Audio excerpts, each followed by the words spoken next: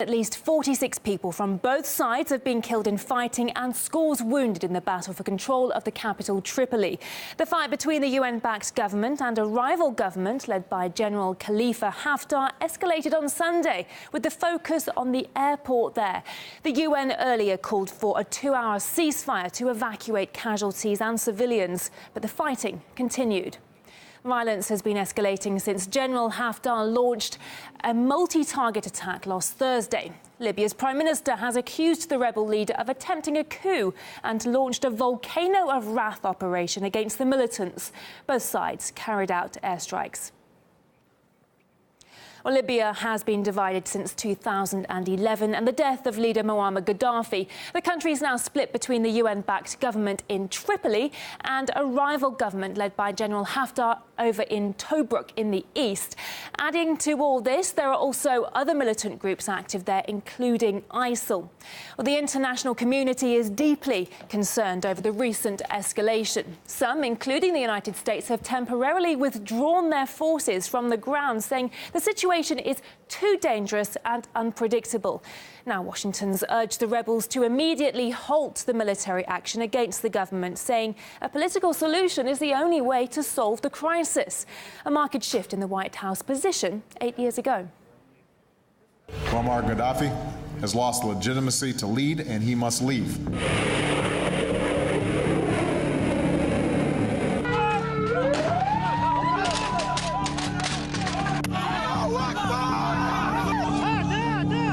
We came, we saw, he died. You showed the world you would get rid of a dictator and you would choose freedom. Vive Benghazi!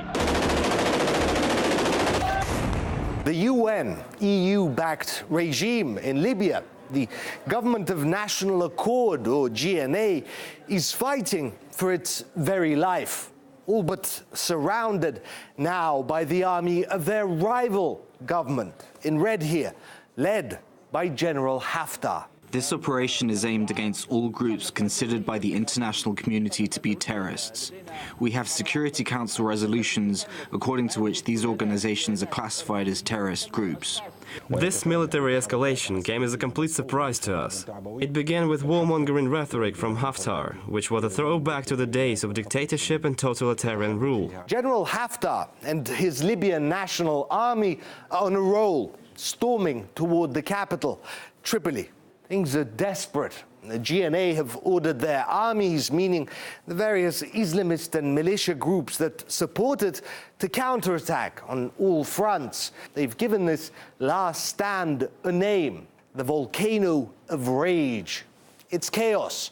Worse, both sides are pounding each other with airstrikes, and the UN is panicking. With a deep concern and a heavy heart, I still hope it will be possible to avoid a bloody confrontation in and around Tripoli. It's entirely possible that things will spiral out of all control.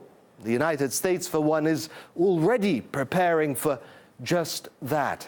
We will continue to monitor conditions on the ground and assess the feasibility for renewed U.S. military presence as appropriate. It appears they have a plan, and they have the aces.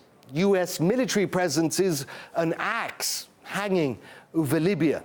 At the drop of a hat, they can intervene again.